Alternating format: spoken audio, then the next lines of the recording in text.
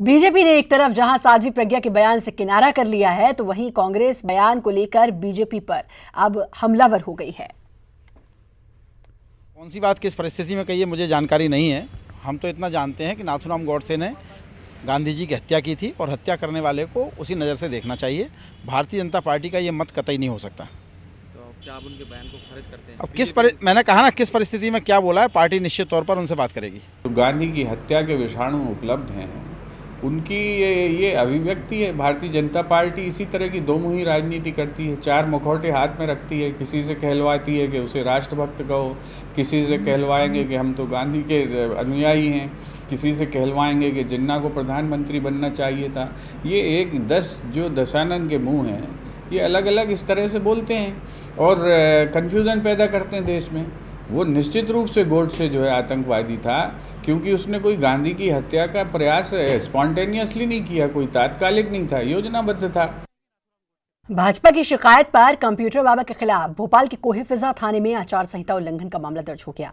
Computer बाबा और चंद्रशेखर रेखवार पर उप जिला निर्वाचन अधिकारी की शिकायत पर मामला दर्ज किया गया।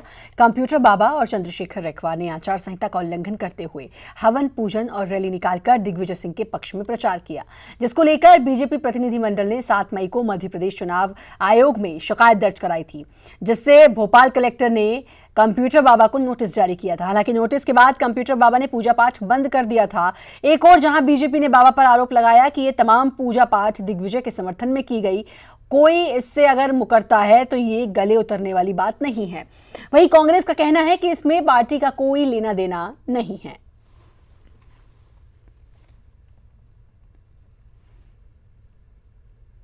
देखिए, कंप्यूटर बाबा शुरू से जो हैं वो साधु कम और मठाधीश ज़्यादा हैं, तो स्वाभाविक है कि वो दक्षिणा वाले दक्षिणपंथी हैं, तो उन पर चार्जेस लगने ही लगने हैं।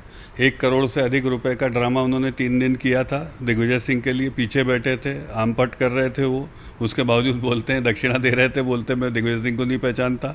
देखिए, कंप्यूटर बाबा ने जो हवन पूजन किया वो स्वयं किया उन्होंने, उसमें कांग्रेस पार्टी कहीं नहीं है पिक्चर में। उन्होंने सभी लोगों को आमंत्रित किया था, दिग्विजय सिंह जी को भी आमंत्रित किया था, दिग्विजय सिंह जी वहाँ पर गए थे। मुझे लगता कि चुनाव आयोग में गलत शिकायत की गई और उनके खिलाफ पहले जांच करनी चाहिए और जांच करने। मध्य प्रदेश में 21 सीटों पर चुनाव होते ही चुनाव आयोग ने प्रत्याशियों से चुनावी खर्च का हिसाब मांगना शुरू कर दिया है। खास करके आयोग की नजर प्रदेश की सबसे हाई प्रोफाइल माने जाने वाली सीट भोपाल लोकसभा सीट है। आयोग ने कांग्रेस प्रत्याशी दिग्विजय सिंह और बीजेपी प्रत्याशी साध्वी से चुनावी खर्च का ब्यौरा दोबारा मांगा है। ब्यौरे की जानकारी एक बार पहले दोनों प्रत्याशियों से मांगी जा चुकी है। दोबारा इसके लिए आयोग ने दोनों को तीसरी बार नोटिस जारी किया है। आयोग की टीम ने जो ब्यौरा बनाया है उसके मुकाबले प्रत्याशियों के ज्यादा खर्च हैं, लेकिन ब्यौरा उन्होंने कम खर्च का दिया है। देखिए, हम जो अंतर दिखाई दे रहा है ब्यौरा खर्च में, उसकी हम डिटेल चुनाव आयोग को उपलब्ध करवा देंगे और मैं समझता हूं कि इसमें हमें कोई ऐतराज़ नहीं है।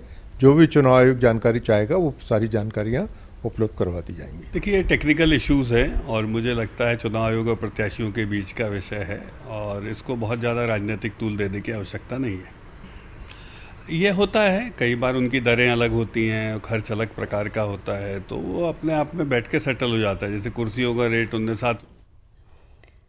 पूर्व सीएम शिवराज सिंह ने कर्ज माफी के मामले में एक बार फिर कांग्रेस पर निशाना साधा है। शिवराज सिंह ने कहा कि राहुल गांधी और कमलनाथ ने कागज मंच से दिखाया था और कहा था कि शिवराज सिंह चौहान के भाई का कर्ज माफ किया गया। शिवराज सिंह ने कहा कि रोहित को सोसाइटी से अभी 11,101 रुपए लेने हैं। कांग्रेस की कर्ज माफी घोटाले में तब्दील हो चुकी है, इसकी जांच की जानी चाहिए। फसल ऋण जो था 25,712 था, रोहित ने 25,000 रुपये पहले जमा कर दिए, उसके बाद शेष बचा था 712 रुपया। लेकिन फसल बीमा का जो क्लेम आया फसल बीमा योजना के अंतर्गत वो 12,202 रुपये 27 पैसे आया। उसमें से 712 अगर घटा दिए जाएँ तो 11,101 रुपये 79 पैसे रोहित को लेना है सोसाइटी से। रोहित के ऊपर कोई कर्जा नहीं है। इस तरह का झूठ तो ना बोलें। अगर मुझे बदनाम करना है तो कोई और तरीके निकालें। या कर्ज माफी को जस्टिफाइड करना है तो भाई का कर दिया, भाई का कर दिया, भाई का कर दिया। मुख्यमंत्री जी धोखे में मत रहिए, जांच करवाइए आप कितने लोगों का कर्जा माफ हुआ है, कितना उन पर था, हुआ है कि नहीं हुआ है। ऐसा तो नहीं कि इसमें पता नहीं, जो आय कर देता है ये तो इनकम टैक्स वाले और बाकी लोग भी सम्मिलित हो गए हों। इस कर्ज माफी को मैं केंद्रीय मंत्री नरेंद्र सिंह तोमर उज्जैन पहुंचे और महाकालेश्वर मंदिर में पूजन अभिषेक किया। नरेंद्र सिंह तोमर का पंडितों ने गर्भगृह में पंचामृत अभिषेक पूजन करवाया। इसके बाद मीडिया से बात करते हुए तोमर ने कहा कि कांग्रेस इस समय खिसियानी बिल्ली खंबा नोचे की तरह हो गई है। बंगाल में भाजपा की मजबूती को देखते हुए ममता बनर्जी समेत कांग्रेस की जमीन भी खिसक गई है।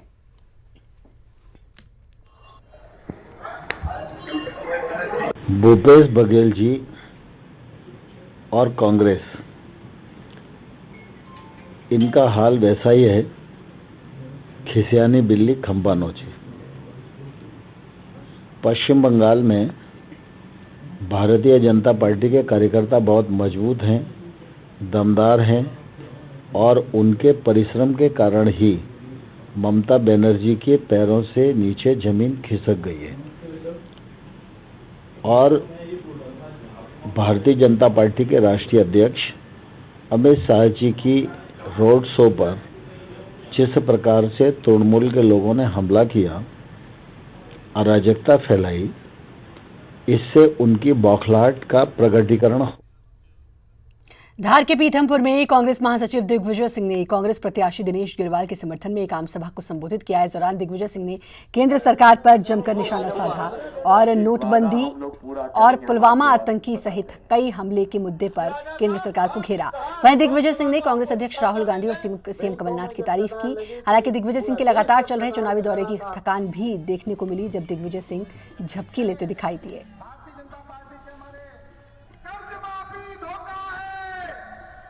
उन्होंने ठीक कहा है, इस देश को चलाने के लिए 56 इंच का सीना नहीं, 56 इंच का दिल चाहिए, बड़ा दिल चाहिए। इस देश को चलाना है तो सभी हिंदू, मुस्लिम, सिख, ईसाई को साथ लेके चलना पड़ेगा। हुआ प्रधानमंत्री कर रहे हैं और इतनी कृपा है दिग्विजय सिंह पर, जब भी मध्य प्रदेश आते हैं तो दिग्विजय सिंह का नाम लिए बिना वापस नहीं लौटते। 2500 सीआरपीएफ के जवान कॉन्वॉय में भेजना था। डीजी सीआरपीएफ ने मांग की कि हमको हवाई जहाज से इन जवानों को ले जाने दो, मना कर दिया गया और कॉन्वॉय में भेजा गया। पूर्व सूचना थी कि शहीदी दस्ता आ चुका है। 1 करोड़ पुराने नोट पर 67.5 लाख नए नोट दे रहे थे नरेंद्र मोदी के खासम खास, अमित शाह के चेले चपाटी। और ये मेरा आरोप नहीं है, भाजपा के पूर्व अध्यक्ष डॉक्टर यतीन ओझा ने चिट्ठी लिखी नरेंद्र। मंत्री जयवर्धन सिंह ने मंदसौर से कांग्रेस प्रत्याशी मीनाक्षी नटराजन के समर्थन में सीतामऊ, नारायणगढ़ और पिपलिया मंडी में रोड शो किया। उन्होंने लोगों से मीनाक्षी नटराजन और कांग्रेस के पक्ष में वोट देने की अपील की। जयवर्धन ने कहा कि पिछले 15 सालों में मध्य प्रदेश की भाजपा सरकार। और बड़ी खबर आपको बता दें पहले कि सीएम हाउस में बैठक में 11 आला अधिकारी मौजूद। बैठक में प्रदेश के डीजीपी डीएम अवस्थी भी मौजूद और पेयजल, खाद्य, बीज को लेकर ये बैठक होगी और इस बैठक में आला अधिकारी मौजूद होंगे। और रायपुर सीएम भूपेश बघेल ने आपात बैठक बुलाई है। सीएम हाउस में ये बैठक होगी, आला अधिकारी इसमें मौजूद होंगे, 11 आला अधिकारी इसमें मौजूद रहेंगे। बैठक में प्रदेश के डीजीपी डीएम अवस्थी भी मौजूद रहेंगे। पेयजल और खाद्य बीज को लेकर बैठक में चर्चा की जाएगी। और न्यूज़ 18 ने ये खबर दिखाई थी प्रमुखता से, जिसका असर बड़ा देखने को मिला और कहा था सीएम भूपेश बघेल ने संज्ञान लेते हुए कि वो इस मुद्दे पर इन समस्याओं पर बैठक करेंगे। और अब इस पर आपात बैठक मुख्यमंत्री भूपेश बघेल ने बुलाई है।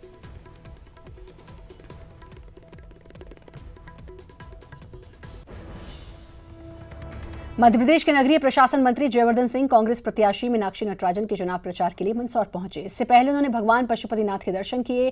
जयवर्धन सिंह ने न्यूज 18 से बातचीत में कहा कि जब मैं पैदा भी नहीं हुआ था तब मेरे माता पिता ने मंदसौर में भगवान पशुपतिनाथ के लिए आए थे और मंदसौर में मेरे लिए प्रार्थना की थी और साथ ही मन्नत मांगी थी। नेपाल में भी उन्होंने प्रार्थना की थी। भगवान की कृपा से मुझे ये पद मिला, इसीलिए मैं नगरीय प्रशासन मंत्री के नाते यहाँ पर भगवान पशुपतिनाथ का पूरा विकास करवाऊंगा। शिवना नदी में जो गंदे नाले मिल रहे हैं उनका एक व्यवस्थित डीपीआर बनाकर विकास किया जाएगा। मंदसौर जिले में पर्यटन का विस्तार होगा। नगरीय प्रशासन मंत्री जयवर्धन सिंह जी आज मंदसौर आए हैं और पशुपतिनाथ भगवान के इन्होंने दर्शन किए हैं। सर, भगवान पशुपतिनाथ के दर्शन किए हैं, क्या मांगा आपने खासतौर से यहाँ पर आकर के? देखिए, इस पूरे क्षेत्र की, मंदसौर के पूरे शहर की हर एक नागरिक की आस्था कहीं ना कहीं भगवान पशुपतिनाथ से जुड़ी हुई है। मैं स्वयं जब पैदा नहीं हुआ था उस समय मेरे माता और पिता ने एक मानता ली थी पशुपतिनाथ मंदिर पे, यहाँ पर भी और नेपाल में भी। तो हम खुद यहाँ पे जब से जुड़े हुए हैं और नगरीय विकास मंत्री के रूप में जो कुछ काम मेरे विभाग के द्वारा हो सकता है हम मंदिर के सौंदर्यीकरण के लिए, मंदिर की सेवा के लिए निश्चित रूप से करेंगे। मंदिर के जो पुजारी हैं उनसे भी हम चर्चा करेंगे, साथ में जो हमारे पार्षदगण हैं, जो यहाँ के गणमान्य नागरिकगण हैं, उनके भी क्या ऐसे कौन कौन से उनके विचार हैं, किस प्रकार से हम मंदिर की व्यवस्था और बेहतर कर सकते हैं, हम जरूर पूरा प्रयासरत रहेंगे। साथ में जो शिवना नदी मंदिर के से गुजरती है, वहाँ पर भी जनता की मांग है कि नदी को साफ़ रखना चाहिए।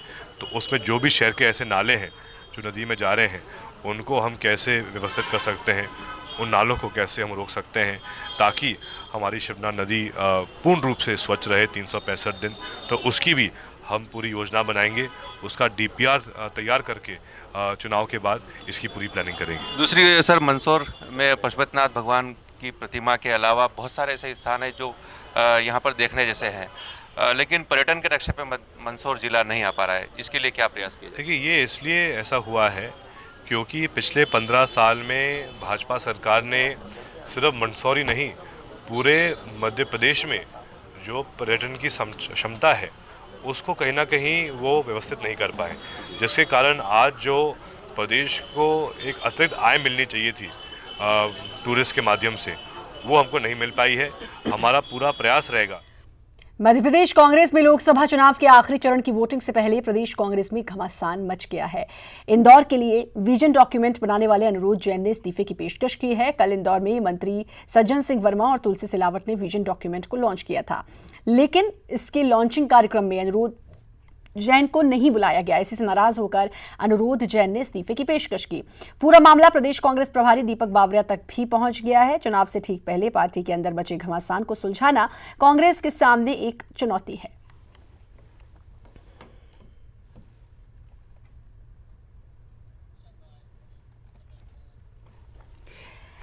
मध्य प्रदेश में लोकसभा चुनाव के प्रचार के दौरान अलग अलग तरह के रंग देखने को मिल रहे हैं। आखिरी चरण के रण में प्रत्याशी वोटरों को रिझाने के लिए सभी विद्या का इस्तेमाल कर रहे हैं। आप देख सकते हैं दो तस्वीरें। पहली बुरहानपुर की, जहां खंडवा से बीजेपी प्रत्याशी नंद कुमार सिंह चौहान आदिवासियों के साथ जमकर थिरके। वहीं शाजापुर में कांग्रेस प्रत्याशी प्रहलाद टिपानिया ने भजन गाकर अपने लिए समर्थन मांगा। इस दौरान मंच पर पूर्व सीएम दिग्विजय सिंह भी मौजूद रहे।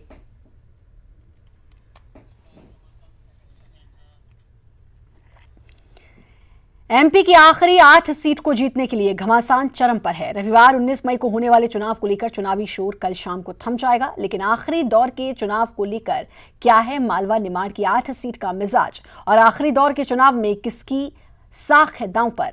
रिपोर्ट।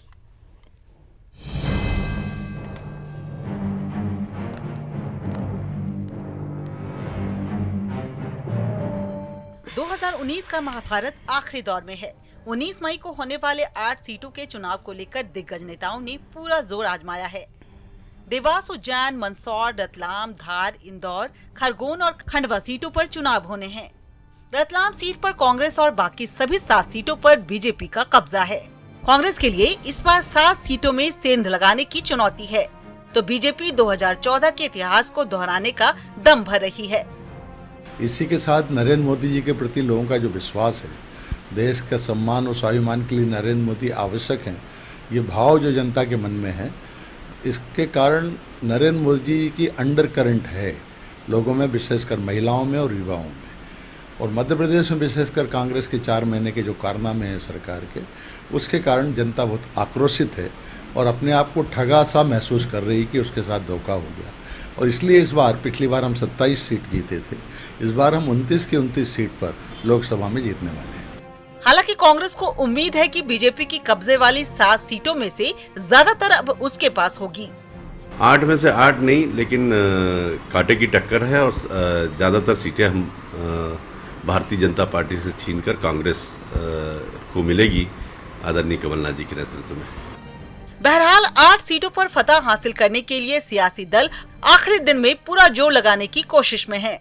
लेकिन इस बार मालवा किसका होगा, इसका फैसला 19 मई को ईवीएम में कैद हो जाएगा और नतीजे बताएंगे कि मालवा पर दिग्गजों का प्रचार कितना असरदार साबित होगा। अनुराग श्रीवास्तव, न्यूज़ 18 भोपाल। और आपको याद दिला दें कि आपका अपना सबसे favourite channel news 18 Madhya Pradesh Chhattisgarh अब सिर्फ 10 पैसे में आप पूरे महीने देख सकते हैं। आज ही अपने डीटीएच केबल ऑपरेटर से संपर्क करें या फिर आप ऑनलाइन सब्सक्राइब करें।